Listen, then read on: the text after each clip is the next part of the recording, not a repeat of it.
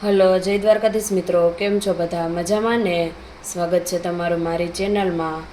જો આજે આપણે બનાવવાના છે ગાજરના થેપલા. તો એના માટે આપણે આ મોટું ગાજર હતું એની છાલ ઉતારી અને લઈ લીધું છે.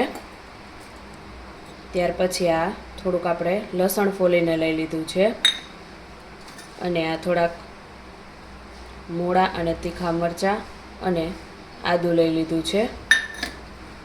અને ત્યાર પછી આપણે જરૂર પૂરતો ઘઉંનો લોટ લઈ લીધો છે. તો આપણે આજે ગાજરના થેપલા બનાવીશું, તો તમે રેસીપીમાં છેલ્લે સુધી બન્યા રહેજો અને કમેન્ટ કરીને જરૂરથી જણાવજો કે તમને રેસીપી કેવી લાગી. તો સૌથી પહેલાં આપણે આ ગાજરનું એકદમ ઝીણું ખમણ કરી લેવાનું છે, અથવા મિક્સરમાં આપણે તેની ગ્રેવી કરી લેશું. બેમાંથી કોઈ પણ તમે કરી શકો. હવે ગાજરને આપણે મિક્સરના ખાનામાં ટુકડા કરી અને લઈ લેશું.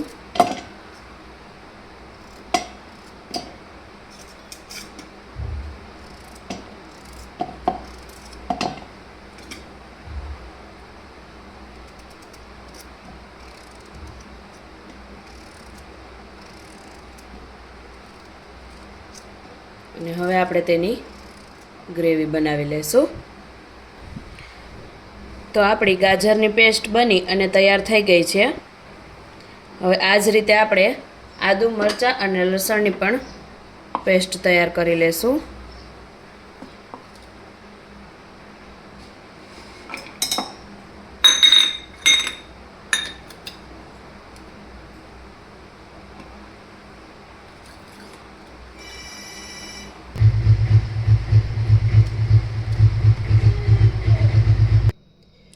આદુ, મરચાં અને લસણની પણ પેસ્ટ બની અને તૈયાર થઈ ગઈ છે. હવે આપણે લોટ બાંધવાનો છે, તો એના માટે આપણે આ લોટ લઈ લીધો છે. તો સૌથી પહેલાં આપણે તેમાં જે ગાજરની પેસ્ટ બનાવી હતી તે એડ કરી દઈશું.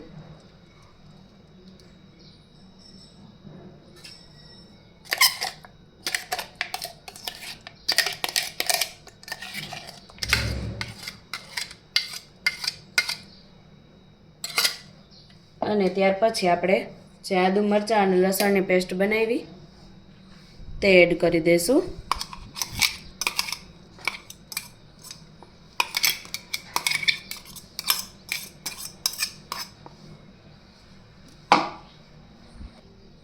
ત્યાર પછી આપણે તેમાં સ્વાદ પ્રમાણે મીઠું એડ કરી દઈશું.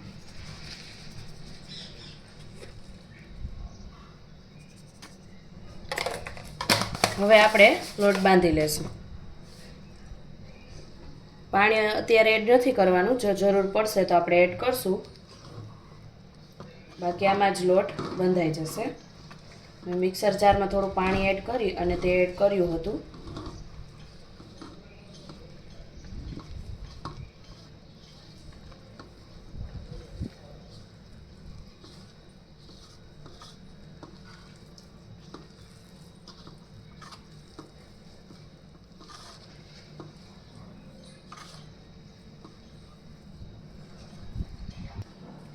તો આપણો લોટ બંધાઈ અને તૈયાર થઈ ગયો છે.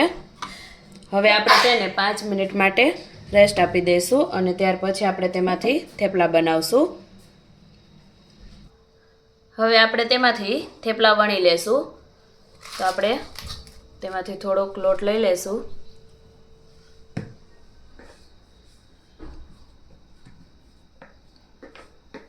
અને તેમાં આ રીતે લુઓ બનાવી અને આપણે થેપલા વણી લેશું.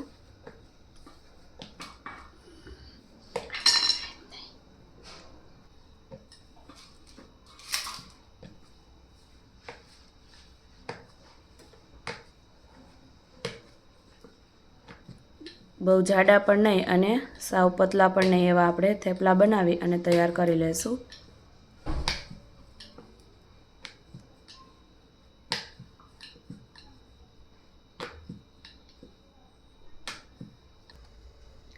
હવે આપણે તેને ચોળવી લઈશું. તો પહેલાં તેલ એડ કરી દઈશું.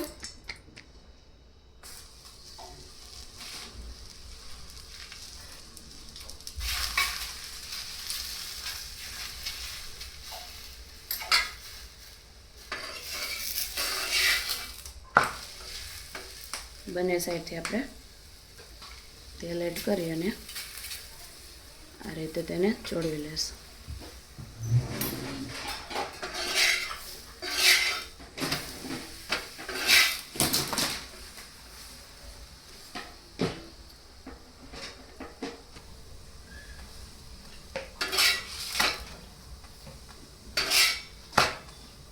આ રીતે આપણે બંને સાઈડ પકવી લઈશું. તો આપણું થેપલું બની અને તૈયાર થઈ ગયું છે. આ રીતે આપણે બધા થેપલા બનાવી લઈશું.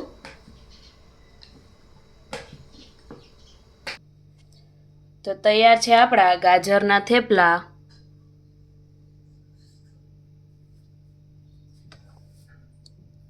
જો એકદમ એવા પોચા એવા બની અને તૈયાર થાય છે. તો તમે પણ એકવાર જરૂરથી ટ્રાય કરજો અને કમેન્ટ કરીને જણાવજો કે તમને રેસીપી કેવી લાગી. વિડીયો ગમે તો લાઈક કરજો, શેર કરજો અને જો ચેનલમાં નવા હોય અને સબસ્ક્રાઈબ કરવાની બાકી હોય તો ચેનલને સબસ્ક્રાઈબ પણ જરૂરથી કરી દેજો. અને આવા અવનવા ગુજરાતી વાનગીઓના વિડીયો જોવા માટે એકવાર અમારી ચેનલની અવશ્ય મુલાકાત લેજો.